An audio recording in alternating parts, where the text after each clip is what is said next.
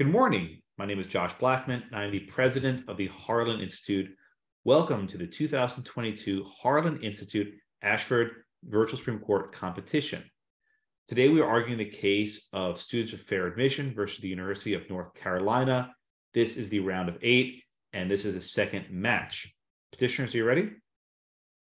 Yes. Okay, begin whenever you're ready. Thank you, Mr. Chief Justice, and may it please the court. The University of North Carolina's scheme of granting guaranteed admissions credits to African American, Hispanic, and Native American students violates the Equal Protection Clause. Although Grutter v. Bollinger purported to allow this practice under the rationale that diversity was a compelling state interest, Grutter must be overruled. It is A, grievously wrong, B, unworkable, C, the spawner of significant negative consequences, and D, has not even finished its own mission within its self-imposed deadline to do so. For these reasons, Grutter must be overruled. I'll start with the first prong, grievously wrong. Grutter misapprehended both prongs of this court's strict scrutiny analysis, the compelling state interest and the narrow tailoring prong. On the question of compelling state interest, Grutter impermissibly deferred to university administrators to define the scope of their own compelling state interest. This is despite many of this court's cases, like Shaw v. Hunn, expressly stating that the compelling state interest had to be defined by the courts after a significant analysis, not with deference to university administrators. Secondly, on the question of narrow tailoring, this court has significantly watered down the narrow tailoring prong, allowing universities wide latitude in devising admission strategies, despite its recent admonitions in the First Amendment and other 14th Amendment areas that such wide latitude is not permitted in strict scrutiny cases. On the question of workability, this court has been two-faced when it comes to the precise amount of students that universities need to admit. It has stated that universities cannot define this number in terms of a percentage, but it has also held that there is some actual number that constitutes a critical mass of students. Unsurprisingly, university administrators have simply not considered this guidance, as it provides no actual guidance to them. In this case, all right, counsel, if I could jump in for a minute. So let's be real for a minute, right? The Supreme Court has been overruling a lot of precedents recently. Just last year, we overruled the Roe v. Wade precedent. We overruled Planned Parenthood versus Casey. We basically got rid of the Lemon test. We've gotten rid of cases on public sector unions. Isn't there something of a legitimacy crisis where the court just seems to be killing every single precedent now that there's a conservative majority? Isn't something we should be worried about? Your Honor, two responses. First of all, no, it is not something you should be worried about because statistically, this court is overruling the same number of precedents that it has historically overruled. The fact that in what time period? In recent period, what decade are we talking about here? If you look at the entirety of this court's history, it is overruling an average number of precedents. Now, again, the 1980s to the early 2000s, this court overruled substantially fewer precedents. But this court should not let a 25-year trend define its legitimacy. Secondly, this court's legitimacy is best served by acting as an impartial body that applies principles of settled law. We are not asking this court to break any new ground. Simply apply it. Okay, so fine, with Dobbs, right, we're restoring to the democratic process the abortion question. I'll stipulate that, at least in the abstract. But here we're doing the opposite. We're telling the universities, you cannot do affirmative action, even if they want to, right? They want to do something, saying, no, you cannot do this. Aren't these qualitatively different than what was done in the Dobbs case? Your Honor, in the sense of democracy, there may be a difference between prohibition and an allowance. However, there are two countervailing factors. First of all, when it comes to race, this court has, for good reason, been skeptical of democratic institutions of race. For example, segregation was overwhelmingly popular in the South, as were Black codes, as were the means used to circumvent the 15th Amendment using grandfathering laws. All of these processes either corrupted the electoral process or systemically discriminated against a member of society, which is something the anti-democratic amendments to the Constitution were expressly designed to prevent. It would turn the whole scheme. Right, let me just jump in here on this. You started off arguing that that under Grutter, the court really didn't take seriously compelling government interest analysis or narrow tailoring. Now, that's not really asking for Grutter to be overruled. is asking for the court to apply the strict scrutiny that they indicated should apply in Grutter and then the later Fisher case, University of Texas.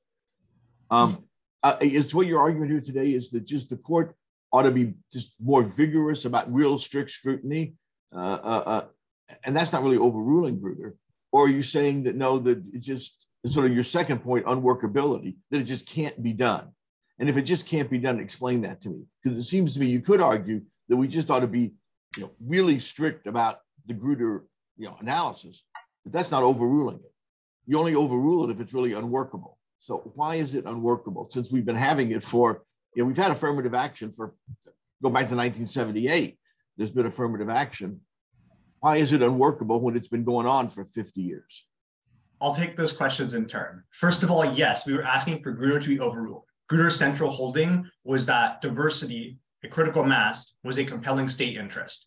Our position is that it is not a compelling state interest, and therefore the core holding of Grutter must be. Explain to me that. Why isn't that why isn't having a diverse student body that has the educational benefits of students being educated in a classroom that sort of looks like society they're going to live in, why isn't that a compelling interest? It is not a compelling state interest for two reasons. First of all, the terms you just used to define it have been ruled impermissible by the court. A classroom that looks like the society students live in is essentially a quota system asking for representative sampling. This court has held that is patently unconstitutional. But secondly, and more broadly, this court's cases have been consistent that in the 14th Amendment context, the compelling state interest of racial discrimination and diversity must be framed in remedial terms. In the words of— Well, that, of course, is just not true. The court has said in lots of these educational cases recently, whether in Grutter or Gratz or even in Fisher, that having a diverse student body is a compelling interest. And it wasn't regard to remedying discrimination. It was a diverse student body in and of itself is a compelling interest. Now, 4 conservatives dissented, but the majority of the court clearly held it in those cases. So up through 2018, when Kennedy was the critical 5th vote, diversity of the student body was a compelling interest, according to the court. You're saying they were wrong to do that. And I guess I don't understand why they were wrong. I understand that point, Your Honor. I was simply stating that the background cases that established the compelling state interest framework had historically done so only in the context of remedial interest. Now, in the context— Are you saying that education was an outlier? I'm sorry to interrupt. Are you saying that education was an outlier, that the affirmative action cases were departures from that background principle? Is that what you're saying? Yes, Grutter's holding that educational diversity was a compelling state interest was a departure from cases decided. Okay, so then to go back to Justice Kelso's question, why was that departure not justified? Maybe that might be the way to answer the question, right? Why was that departure not justified? Yes, Your Honor. The departure was not justified for several reasons. First, the definition of diversity used in the court was not consistent with the understanding of diversity embraced in cases like Adrian Contractors versus Pena or Krosenko versus Richmond. In those cases, the court held that a generalized interest in preventing societal discrimination. But isn't there something unique about higher education and perhaps even K through 12 education, that there are certain pedagogical educational advantages from having people of different backgrounds in your classroom? And that might not be the place in government contracting where you're just trying to buy some widgets or construction equipment, whatever it happened to be. Your Honor, there may be some benefits that we concede exist. However, no benefit flows expressly from the use of race. And under this court's precedence, if there is an alternative way to get a benefit without using racial measures, then the state is obligated. Okay, but California and other states have tried this. They've tried Prop 209. They've come here to tell the court that it doesn't work, right? That they're not able to achieve the level of diversity they think are warranted. How do you respond to those sorts of arguments from California? Yes, Your Honor. 2 responses. First of all, the voters who actually passed these propositions would strongly disagree. They were passed by massive margins. And the fact that state governments are coming in here now and saying they didn't work is contrary to the people, which have reaffirmed these several times. Secondly, however, the marginal decreases in diversity, which, by the way, are being framed in expressly numeric statistics, which again violates this court's precedents, do not constitute a compelling state interest, particularly because if you look at our models in the joint appendix that I believe 574 to 576, there are race-neutral ways that UNC admits would lead to the same or perhaps a 1% decline in diversity in schools. The marginal benefit of a 1% increase in minority enrollment cannot by itself constitute a state interest, especially when the background of this court's cases is that the state interest has been defined only in terms of the remedial interest. For example, the slavery or state-sponsored discrimination. I see that my time has expired. I urge this court to reverse. Thank you. Counselor, thank you so much. Respondents, you'll have 15 minutes for your position and begin whenever you're ready.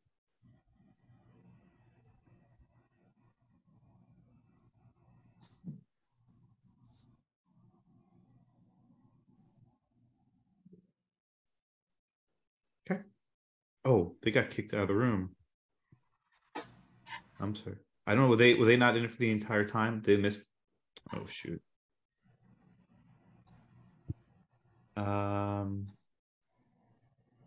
Technical difficulties. Okay.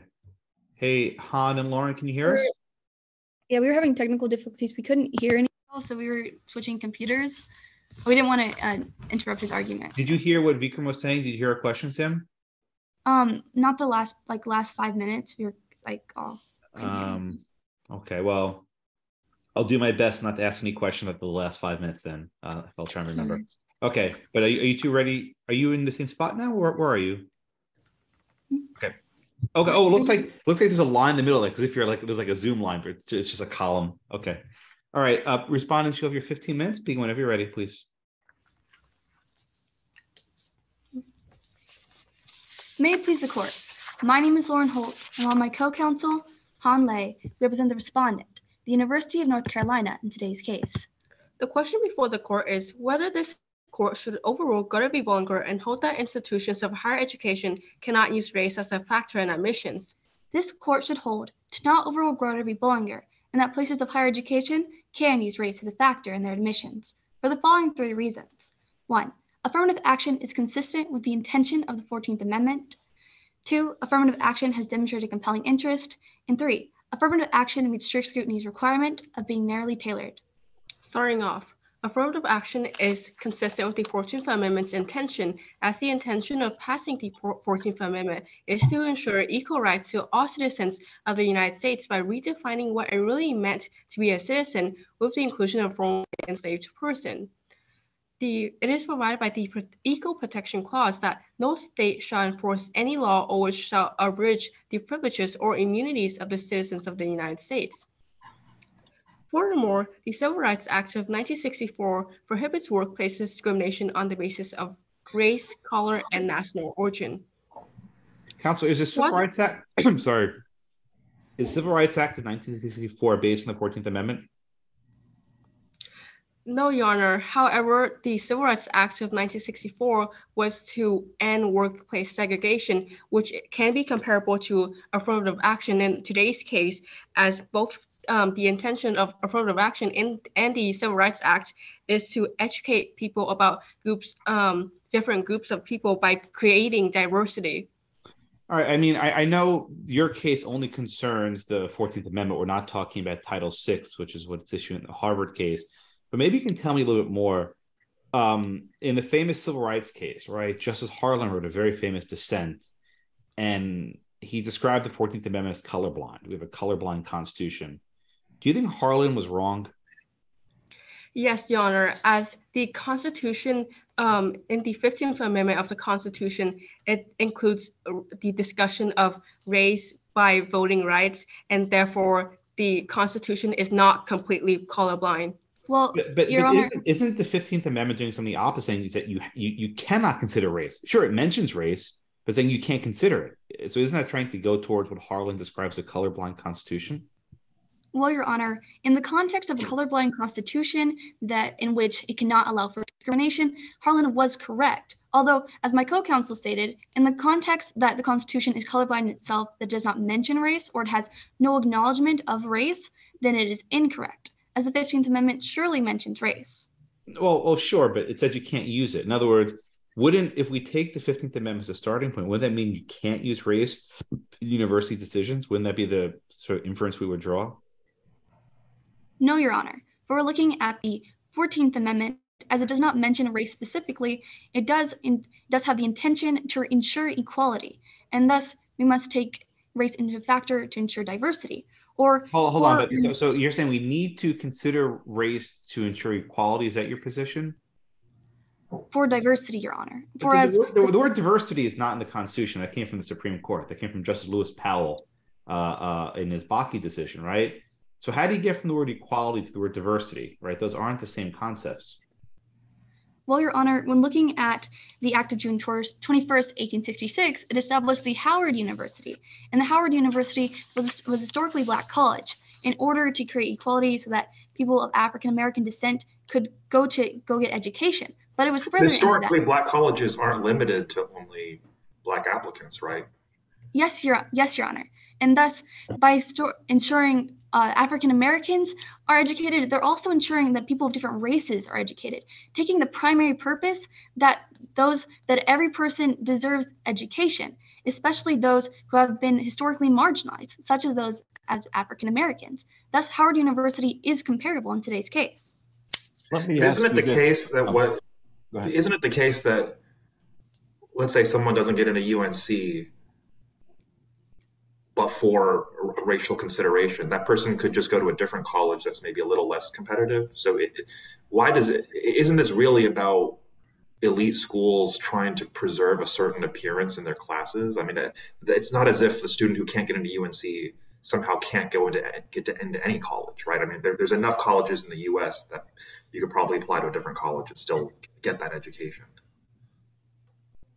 Well, Your Honor, in consideration, it is not about elite colleges. It is simply in order to ensure diversity, Your Honor, which all colleges can ensure this, not just those that are considered to elite standards. Okay, and let me then jump in because that's what I want to focus on. I don't care about sort of the history in 1868. I mean, they did a number of things back there that were race conscious. They had the whole Freedmen's Bureau. They still had segregated schools in DC after the 14th Amendment, so they were taking race into account. I don't care about all that. For the past 100 years, we basically have said in certain contexts, in employment and in other places, race can be taken into account under a strict scrutiny approach. To me, the question is, can you really satisfy strict scrutiny in the educational context? Can you really show that diversity in a student body is a compelling interest and that you're using it in the least burdensome way to achieve that interest? And I'm not sure it's workable. I mean, opposing counsel sort of argued that the whole Grutter approach isn't workable in practice and there should be overruled. I guess I want to focus on that. Why do you think the Grutter approach is workable? Your Honor, the approach of Grutter is workable as it has met strict scrutiny by first demonstrating a compelling interest, which is, as stated by Grutter and Bakke, the educational benefits of diversity for what are those? How do we know? Because under strict scrutiny, you've got the burden of proving the compelling interest. You've got to prove that there are compelling educational benefits that flow from having a diverse student body. How do you know that? What evidence do you have that it really leads to a compelling educational benefit? Well, Your Honor, it is, as UNC argues, it is to ensure that people on campus and specifically minorities feel represented. But also, when we're taking into account the compelling interest and diversity, we must take in other factors, such as a main effect in colleges, such as what happens afterwards, as college is not the end point in somebody's career, but simply the continuation and a pathway into what they ensure to do. And as brought up in Grutter v. Bullinger, they bring up that that colleges are the very stepping stones for the leaders in our country, and specifically law schools, as Grutter v. Bullinger brought up Michigan law, and in our case today, there is University of North Carolina School of Law, which is a factor. Why would I learn better because of my classmates' skin color?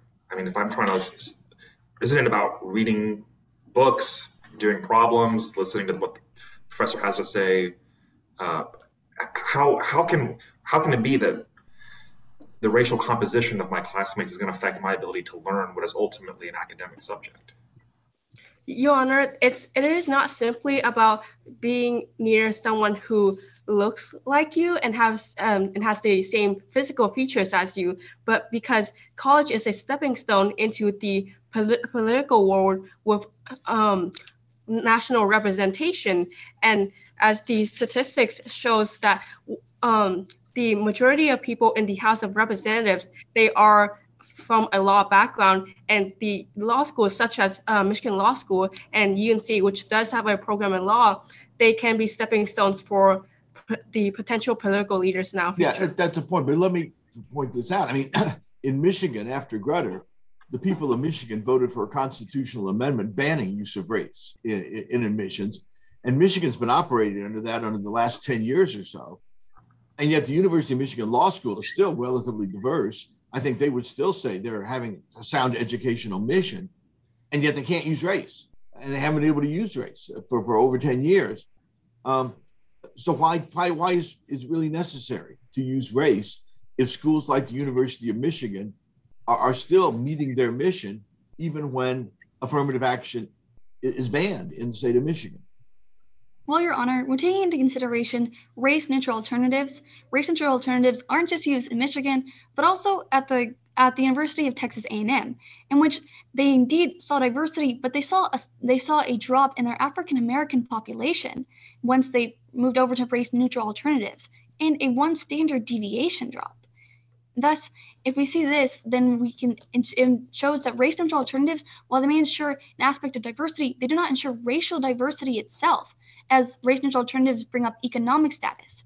And while different people may be diverse in economics and positions where they live, they still might be missing the factor of racial diversity. So let me ask you a question, right? Let's say you have a very wealthy Black family lives in a suburb of Dallas.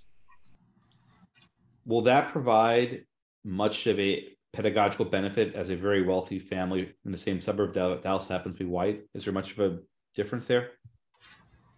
Well, Your Honor, there is a difference, for there is a racial difference, which shows a diverse background in. How do you presume, this is maybe just a loose question, how do you presume that based simply on skin color, a person will provide different experience in the classroom? Isn't that a little presumptuous, even stereotyping?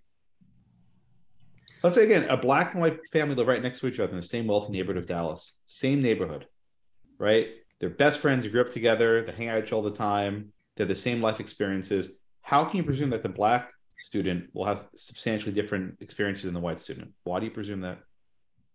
Well, Your Honor, despite the economical circumstances of these families, they may be wealthy, but in recent years, there has been events which Black Americans have still been discriminated against. And additionally, but again, you're presuming discrimination. Perhaps then a person could write about discrimination in their admission essay, right? But simply having the so-called checkbox, right? You're just presuming that whatever checkbox a person checks, that they're going to bring certain experiences, and that just seems stereotypical from my perspective. Your Honor, as personal essays and statements are part of the admissions process at colleges. Okay, fine. So let's say you keep the essays, but you get rid of the box. So ban the box, no more checkbox. Could we do that? No, Your Honor, for it does not guarantee that there's racial diversity. It is simply putting it out to the whim that potentially someone may write about their experience racially, and thus not ensuring racial diversity. While there is diversity in experience, what not about racial religious diversity, right? Why is it not important to have people of different faiths? Well, Your Honor, the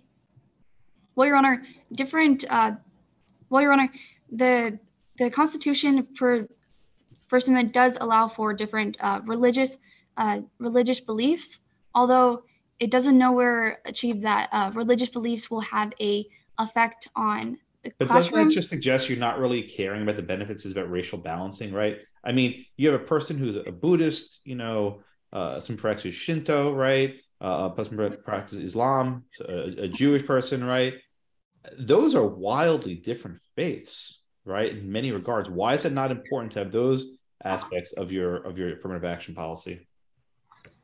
Your Honor, we are not attempting to do racial balancing, as that would be a quota which has long been ruled unconstitutional. Well, why don't you care about religious diversity? You only seem to care about racial diversity. Well, Your Honor, religious diversity is not what we are arguing today, and we are arguing on the basis of race, and thus race has to meet. Yeah, isn't your diversity program sort of, we want diversity? So in considering applications, you probably are in your reading personal statements considering religious diversity. I would bet you are, because your program, I assume your program talks about diversity generally in the student body. Isn't that really your point? It's not like you're ignoring religious diversity. You just want to say we want to use religious diversity and economic diversity and racial diversity. Isn't it that you want to include everything? You don't want to be limited by not being allowed to have one aspect of diversity considered. Yes, Your Honor, yes, Your Honor, although today we are focusing primarily on race as it is the issue at hand. That's exactly. Race has met strict scrutiny. Race has met strict scrutiny, but Your Honor, by demonstrating a compelling governmental interest, and it is consistent with strict scrutiny by being narrowly tailored, as affirmative action in prior cases there are, such as Bakke, which was ruled and with the court system being rejected, and the University of North Carolina. Right, let me ask you quickly, how do we know that you're using race in a narrowly tailored way rather than just saying, oh, the person's African American, we're going to admit him? How do we know you really are using race in the kind of narrowly tailoring way you're supposed to under Grutter? Your Honor, to be narrowly tailored, an affirmative action admissions process has to be holistic and can only consider race in addition to many other factors. And therefore, we have still a little bit of time left. I just want to ask, what do you make of the 25 years statement at the end of Grutter that we expect in 25 years, that was in 2003, that these policies will no longer be necessary? Or Your Honor, may we respond to your question and yes, conclude? Yes, you may. Your Honor, the 25-year time indicated in the ruling of Grutter was not to be a self-destruct and an endpoint completely, but instead a hopeful estimation to review its ruling. So in your view, do you think it will still be necessary after 25 years? Your Honor, Your Honor, it is a hopeful review, and thus we can set a time limit such as 10 years to review it again on a case-by-case basis to see that diversity is being achieved on campuses and whether affirmative action is still needed. As per, affirmative action should not continue forever, although on consideration to reliance interest, affirmative action is consistent with reliance interest, for it is inconsistent with, for it is not. Okay, thank you, Counselor. It was a 25-year hopeful estimation and not a time limit. Maybe conclude. Okay. Thank you, Counselor. Okay, we're good. Thank you so much. Oh. Okay. All right, 5 minutes now for the petition, please. Whenever ready, sir. All right, thank you. I'll make 3 points. First of all, the originalism argument. Every measure that respondents pointed to was a federal measure. However, the text of the 14th Amendment only refers to state action. Reverse incorporating Bowling v. Sharp, which was a non-originalist decision that held that equal protection also applies to the federal government, will be precisely the sort of halfway originalism that this court rejected in the Janus. Should we overrule Bowling v. Sharp? No, Your Honor. We do not believe you should overrule Bowling v. Sharp. It does not fail any of this court's traditional stare decisis factors. However, it does. I think Adirond v. Pena is also a federal case. I mean, there's an entire body of equal protection doctrine based on the equal protection component of the Fifth Amendment, as it's been called. Are you calling that into question? No, Your Honor. I'm simply stating that if respondents are going to rely on an originalist argument, they have to be prepared to apply originalism across the board. We do not believe the court should undertake that. Then how do you handle, Justice Kelso mentioned the Freedmen's Bureau Act and other race-conscious measures. Let's presume we're going to stick with equal protection for the federal government. How do you handle the Freedmen's Bureau Act? Yes, Your Honor. The Freedmen's Bureau was a narrowly tailored remedial measure. As the name suggests, it was primarily to deal with the horrific legacy of state-sponsored slavery in the southern states. This court's cases have been consistent that where the state itself participates in racial discrimination, it has an affirmative duty to use race-based measures to remedy those violations. And that understanding was taken at the time of the 14th Amendment. I believe that a congressman stated that the primary purpose was to, quote, remedy the gulf between the enslaved and the free. So it was primarily. But again, the court has seemed to go beyond just remedial measures. So are you saying we're sort of locked in that because the framers of the 14th Amendment only use it remedial, that's the only context could ever be used? Is that sort of the lock-in you're arguing? We believe that is the best reading of the text and precedents. However, on the question of diversity as an independent compelling interest, I'll go on to workability, which I believe Justice Kilo was asking about. So first of all, the question was asked, how do we know that UNC is meeting its diversity targets? And the answer is that we have no idea. Even UNC has no idea if they're meeting their own targets. If you look at JA 401, 402, they admit that they haven't even discussed the critical mass Grutter instructed them to in years in their admissions office, and therefore have no idea if they're meeting these admissions targets.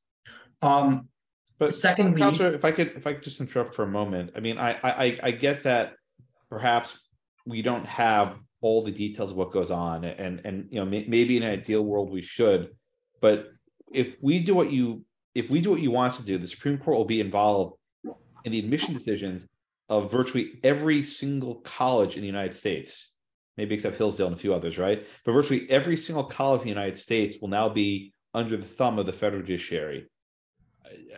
Is that really where we want to be? I mean, that's a staggering amount of intervention in every facet of public schooling. Your Honor, I disagree with that. If the concern is about massive litigation, I believe this court's precedent, vertical stare decisis, would instruct colleges that race is no longer a permissible factor. If the concern is federal interference, our position is that the 14th Amendment did that interference over 150 years ago. This court reaffirming the meaning of the text is not interference any more than it is interference to say that governments cannot discriminate on the basis of religion. Lastly, on the question of workability, I would again point this court to the question of narrowly tailored. Respondents offer no justification for how this court can know, under their compelling burden of proof under strict scrutiny, that they were actually considering race in a compelling manner. And this court's pronouncements of some but not total deference in cases like Fisher have muddied the waters even more. In this case, we had a full trial. If it is not possible for this court on appellate review to discern the record and determine if they're actually meeting Grutter, that's a powerful indictment of Grutter's workability. Now, lastly, on the question of diversity as a compelling state interest. First of all, UNC has expressly rejected every socioeconomic and religious measure on the sole grounds that it wouldn't achieve their, quote, current diversity. That is a rejection of alternatives essentially based on a numeric standard, which patently violates this court's precedents, but also demonstrates that Grutter has not actually prompted universities to consider race-neutral alternatives.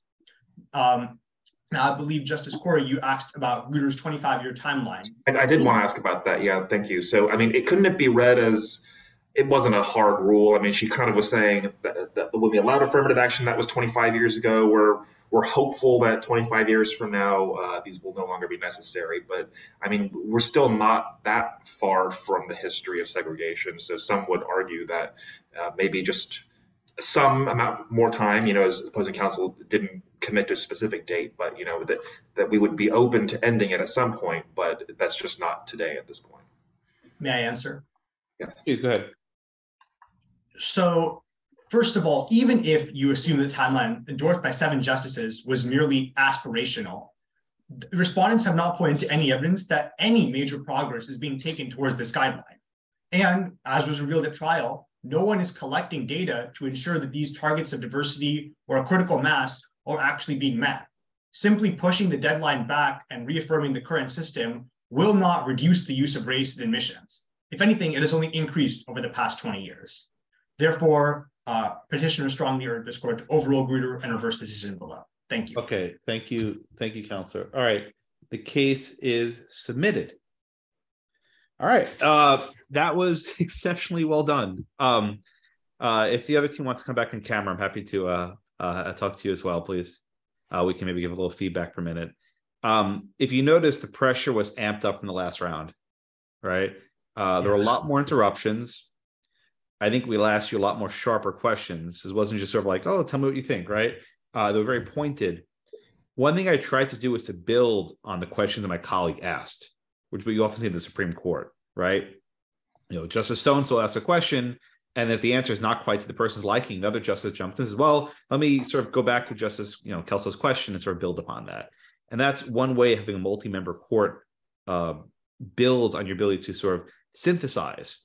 And what you can even do is say, well, Your Honor, I talked to Justice Liu a minute ago and gave him such and such answer, and this sort of relates back to yours, right? It's really good when you make it like a conversation where there's dynamic grouping. Also, I think we throw a lot more policy questions at you. So talking about legitimacy and talking about democracy and what are these various institutions of government doing. These are what I call sort of second level questions, right? It's not just, can you recite the facts of the case? Can you tell us what the standards for strict scrutiny? It's sort of figuring out what's the implication of this case. Because indeed, if the Supreme Court rules against UNC on constitutional grounds, almost every school in the country will probably, at least the public schools, maybe the private schools as well, will be subject to federal judicial supervision. And that's a staggering amount of change. And maybe the schools will just say, okay, we'll follow the rules, but Professor Kelso and I probably agree that's not going to happen willingly. There will be some kicking and screaming and dragging their feet. But I think both teams are very strong. I'm sorry, Han and Lauren had some technical difficulties. I didn't even notice it. That you were smooth. You didn't blink, which was good. I think you had some VPN issues with your school last time as well on the Zoom. So I'm glad you got that. But I thought that was a very strong round. And I can tell you both also practiced a lot since last time. Randy or Corey, any questions you want to, or comments you want to share with our students? I'll just share a couple on petitioner side. I thought your argument was really strong, and you sort of stood there and took our questions calmly and answered, et cetera. The one comment I would make is at one point you said, I think the justices have been two-faced about how they did something. Mm-hmm. That's not a good phrase to say. Don't be calling people two-faced. It just, you can say they're inconsistent in how they've applied it, because the point you were making was a good point about they can't do percentages, but sort of have a critical mass that is a percentage. The point you were making is just fine. But the people, don't call them two-faced. That's just, it's an unnecessary insult that just is jarring. And that's the only sort of substance. The rest of your arguments is fine. And I thought on the other side, respondent side, I was amazed that you guys were so smooth going back and forth between, I thought basically with the two of you, there'd be one person would take a couple minutes, the other couple minutes. You were smooth going back and forth, sort of reinforcing each other. And I was really impressed by that. And you obviously have worked together and sort of got comfortable with working with each other. But I was just amazed at how smooth the two of you responding were to different things. And of course, you get that argument, the 25 years. It's one of the things I go back to, and I'm trying to remember the exact case. And maybe it's the civil rights case in 1883. But there's some quote in some case where the court says, 15 years of preference for African-American, that's enough. Yeah, that's like right. In 1883, right. They're saying, well, we're 15 years after the 14th Amendment. That's enough. It's time to move to more colorblind. And, just how historically wrong they were, 50, given the whole legacy of 100 years since. And the same thing's true in Grutter. Change takes a lot of time. They might have said 25 years in 2003, but we're not much we're farther down the road toward a more diverse, inclusive, tolerant society than we were in 78 or 2003. But change just often takes a lot longer than people want.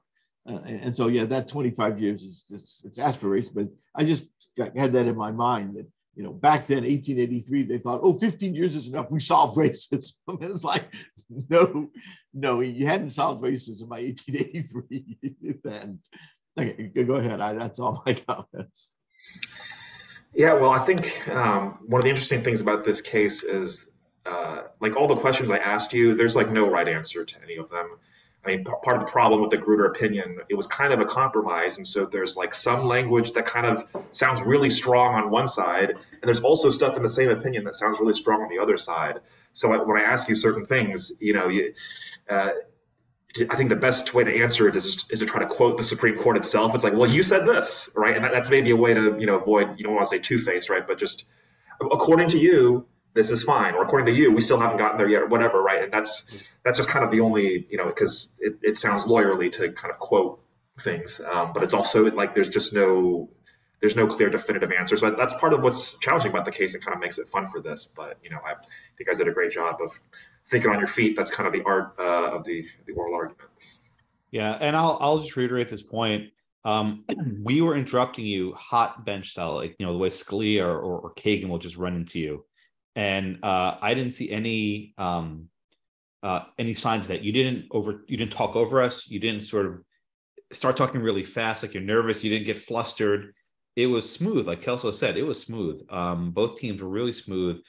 And, one day you'll actually be arguing in front of a judge and you'll be in front of a super hot, maybe arrogant bench. I try to be a little more bombastic than I usually am. It's a bit of a performance, but you didn't flinch. So I want to commend both teams on that. Do you have some questions for us? We're happy to answer. Professor Kelso teaches the same law school I teach at. Corey is a civil rights litigator. He does his stuff in Austin, and he's filed a brief in the Students of Fair Admission case. He speaks about this. So we're happy to answer any questions about the case or whatever else you want.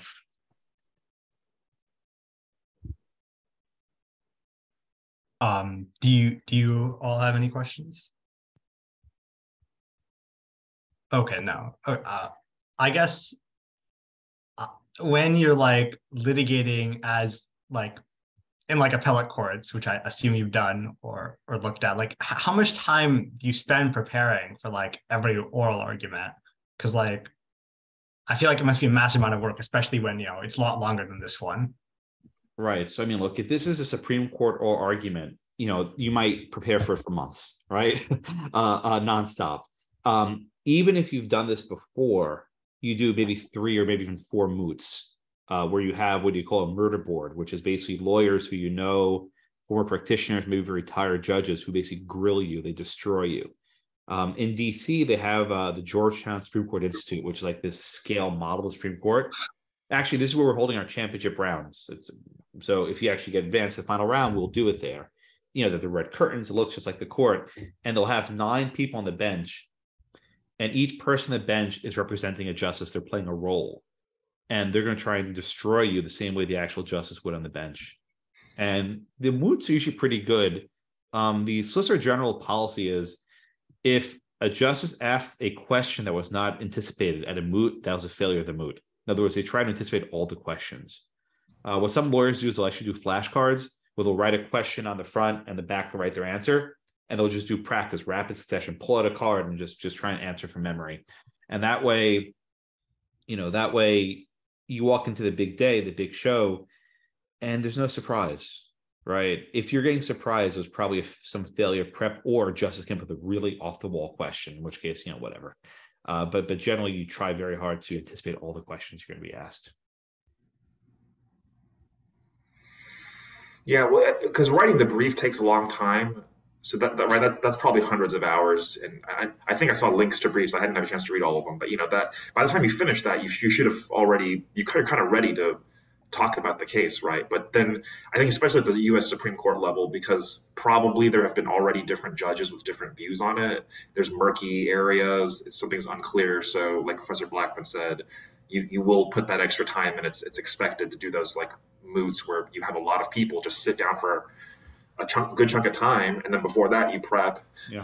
For like a lower court of appeals case, it may depend a little on how much your client can afford, how much time they can afford for you to prepare, how easy the case is. I mean, because there's some appeals where you just kind of know, like, this is so easy, we don't even need an oral argument. So it kind of depends on how close the case is. But at the court of appeals level, it may not have as much preparation, because you figure in writing the brief, I already kind of know all the arguments, and I've got a bunch of other cases I'm working on, and so maybe I don't need to spend that much time. Yeah, the brief is actually the most important point. I mean, we put a lot of focus here on the oral advocacy, but in most cases, you win or lose a case on the brief. That's absolutely the case. If your brief's not good, it's hard to win a case. Now, you can have a good brief and a really lousy argument, lose the case, but it's hard to win the case for the arguments. And Corey mentioned a fair point. He actually bills hours. Randy and I don't do that anymore. So if ever, maybe, in my case, at least. So yeah, you have to do what your client's paying you for. But when you're a student and you have one case, you can put in as much time as you wish. That's what I find. But you guys put in plenty of time. Both sides were well prepared. And let me say this, we've got to eventually choose a winner here, because that's the way the competitions do. But both of you did tremendous jobs, and it's very close, and you both should feel good about your arguments you made. I mean, again, we're going to have to pick a winner. Yeah. But the person who doesn't win, it's not like you lost. It's Right. like both people did a great job. It's just one maybe did, in our judgment, a little better job. But you both did just tremendous, I thought. Very good. So I'll tell you the road ahead. So this is the round of 8, which is actually 12. I admitted more teams because you're all so good. We will be picking the final 4 by the end of this week. So today and tomorrow have all the remaining rounds. And we're picking the final 4. The final 4 will be arguing on against a panel. I'm going to get a couple actually real judges do it over Zoom. So it'll be some circuit judges. I haven't decided who, but we'll get some there. And then the championship round will be in Washington, D.C. in April 24th to 25th. And I have lined up a couple circuit judges who will be judging in Washington. So it'll be fun. All right. Thank you so much. If the students can please sign off, the judges will confer for a few moments. And I wish you all the best of luck. If you want to reach out about law school, whatever else, you can contact me or Kelso or Corey, and I'm sure we'll be happy to answer your questions. Thank you so much. Great job. Okay. Thank you. Turn the recording off.